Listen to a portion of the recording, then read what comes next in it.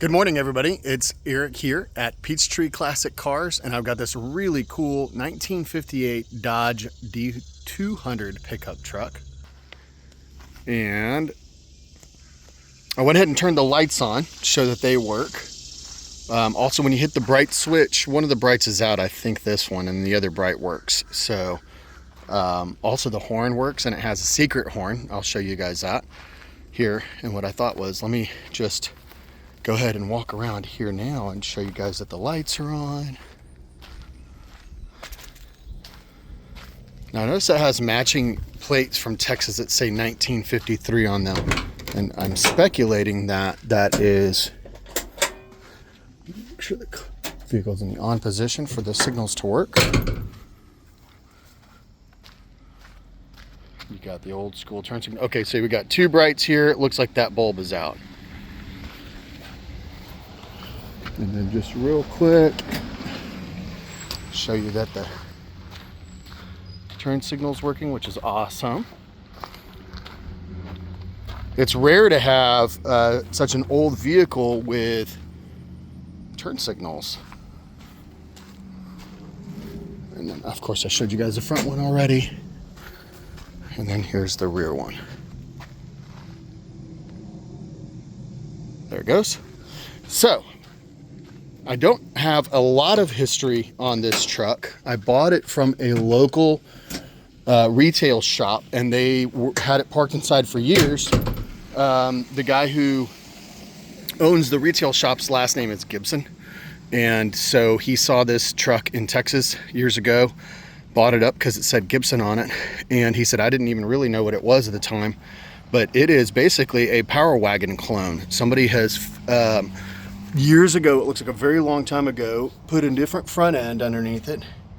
It's got four-wheel drive, so a D200 would not have four-wheel drive. The Power Wagon is it a K200? And I'm sorry, I don't know for sure. I believe that that's right.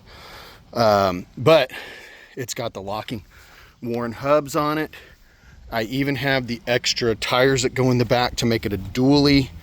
I will do my best to take pictures of the transfer case numbers. I've got pictures of the rear end numbers, and a little bit of research, I'm sure, on the parts would help us figure out where the drivetrain upgrade came from. But it looks like a very old drivetrain upgrade.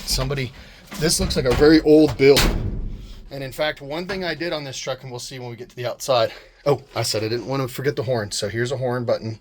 But my favorite one is this one up here. I don't even know that we're going to be able to see it in the camera. Oh, there's that button way up there with your feet. Down here is the bright light switch. So we're going to take it for a spin. So sat in the retail shop for years and had not been cranked until we got it back to our shop. I have a good mechanic friend who came over and pulled the carburetor off, rebuilt it, adjusted it, put fresh oil.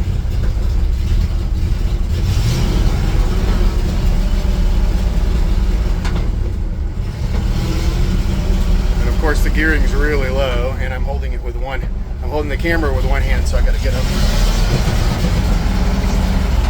Oh, yeah, it would help if I was not in granny gear. There we go. It was acting funky on me because I was in granny gear instead of first. Of course, according to the shifter knob, that was first gear, but we'd call that granny gear. So here we are cruising along.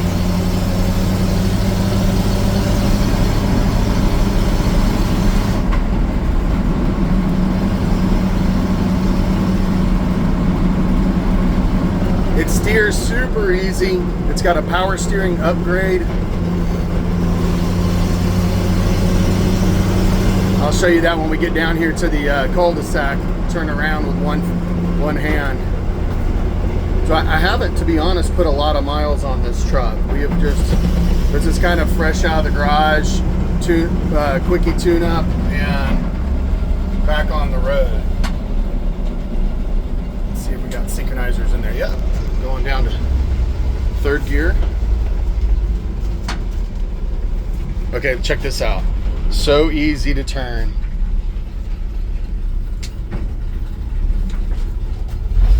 Shifts through the gears nicely.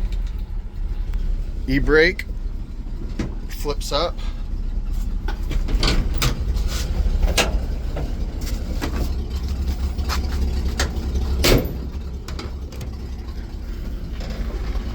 Power steering is incredible. One of the best automotive inventions ever, besides air conditioning.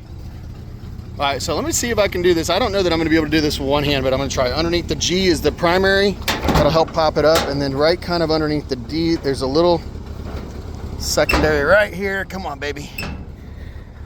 Oh, I almost got it, Nope. There we go. Yeah, it's gonna take two hands to lift that. But you can see the primary is here under the G. And the secondary is kind of right in the middle, and there's a little handle on it to push it to unlock that secondary. So it's got a 315 from what we can tell, a V8, which is what it would have originally come with. And then, like I said, years ago, somebody put air conditioning on it. It's got an old system, but then this is actually a 134A system, I believe. So my mechanic told me that replacing the dryer and the condenser would probably get the air conditioning going. So it's got a brand new battery, and this thing just purrs like a kitten.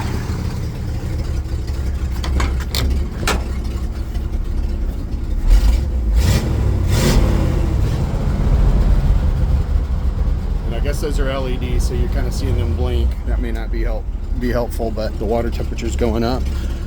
I'm going to turn this off. Okay, so first time for me in 16 years that we said we are not going to wash or detail this vehicle any more than just wiping off the seat. It is got such an incredible patina on it that I was afraid that washing it was gonna, mess it up. And I've seen that before. We thought about putting linseed oil on it, and I didn't want to, again, mess it up. This is one of the coolest old farm trucks that we've ever had. Just got great lines, great patina, excellent patina. So it looks like somebody cut this out for the shock tower, and kind of a crude cut there, but the firewall is in great shape. The inner fender wells are in great shape. I don't see any signs of rust. I've never seen the engine overheat, and we've had it sitting in the shop just idling away for a while. So it looks really, really good under the hood. And one of the things that, like I said, I didn't want to clean it because this is like Survivor quality. Incredible patina from just sitting on an old beef farm in Texas for forever. So it's got matching Cooper Discover tires. I think that they're older. Let's see if we can find a DOT date on them real quick. I'm sure, oh, there it is. So it's letters, so they're a little bit older. A little bit newer tires are gonna come with numbers instead of letters. So I can't say for sure how old the tires are. They have good tread on them, and they all match, including the dually tires that I have to go with it. So another thing that I decided not to do is I decided not to put the wood, to screw the wood in. And the reason why is because if I was going to do it the way I wanted to do it, I was going to put down the original slats, which I have. The only problem is that this requires 1, 2, 3, 4, 5, 6 slats.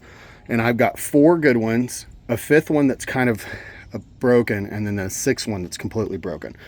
So rather than halfway do it, I thought, well, I'm going to let the next guy do what he wants to with this. It's just, I believe it's just pine with the wood burn on it. It looks amazing.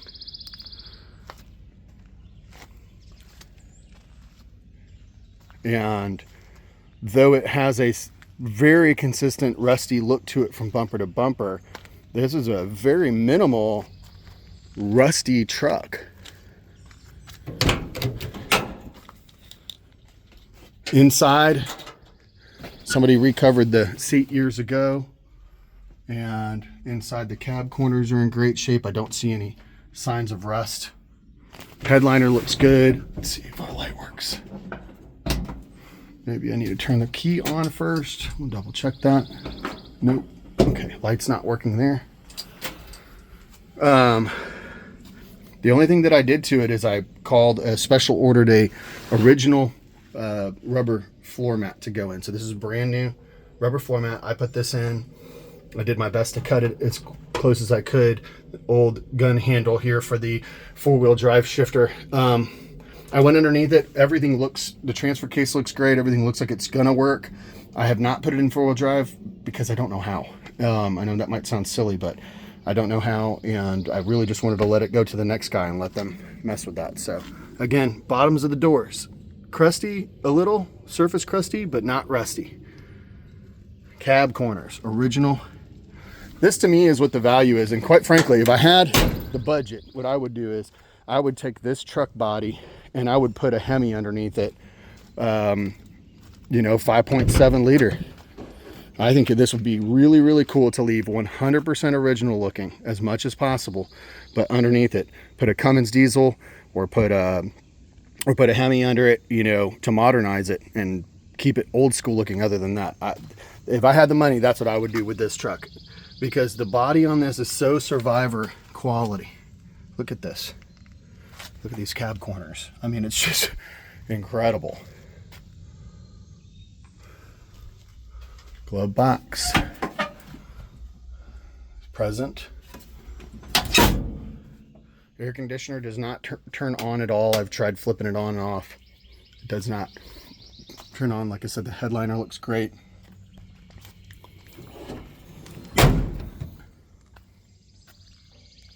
Windshield was replaced at some point, and there are no rock chips or anything that I can tell. It's very, very clean. In fact, it looks like, would even say potentially all the glass was replaced. It's all in wonderful shape. I have no idea when this restoration was done. It looks old. It's meant to look old. Window rolls up and down easily. Both sides are the same like that. The glass is in great shape as well. And then really amazing undercarriage. Get the camera to adjust here. Power steering box. Disc brakes on the front and on the rear. So whoever put that rear end in, and I don't know what donor vehicle that they used to get this drivetrain out of. I'm sure it wouldn't be too hard to discern if you know how to pull these numbers off the parts. But look at this step ups. Some dirt dauber dust there. And then look at this transfer case. I mean, it's in great shape. Really, really important to me when I looked at this truck before we decided whether or not we would buy it. And that was this rust, that it's basically a rust-free truck almost. I think there's one or two little spots on it. But I mean, like, look, these are the original floor pans and they're incredible. And even like I said, look at this transfer case. I mean, it's in great shape. It just needs to be cleaned, but it says C15367 there. Oil pan. Fittings are all looking like they're in great shape. So somebody took care to put this together. Step side on the passenger side as well. There's your cab corner. I mean, this is in exceptional condition. Exceptional condition. This is what we're always calling a survivor. Some newer brake lines. I don't know how long ago those were replaced. Like I said, it's got disc brakes in the rear as well as in the front. And just really clean. I love this truck because it's easy to lie down underneath. Let me go to the back. Make sure I do my due diligence here for you guys. All this inner fender well. Across the back. Underneath. So solid. No signs of rust over here. Solid, solid, solid. So this was the number one thing that impressed me about the truck. And in fact, I bought the truck without it driving. I was going to trust that it was going to crank, because from the story that I'd heard, that the family history on it was that it was, you know, in a dry farm and then brought to Georgia and put in a retail shop.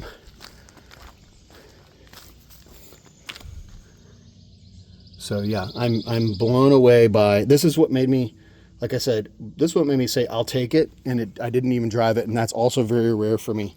I very rarely buy an automobile without saying I got to take it for a drive first. But I had to have this one because I think it's a great piece to pass on to someone. If it was mine, and with the budget, I said earlier, with an unlimited budget, I might do an engine swap or all kinds of stuff, chassis swap to a Dodge Ram or something. But on a low budget, honestly, I think it's ready to drive like it is. It feels like it's ready to drive, at least.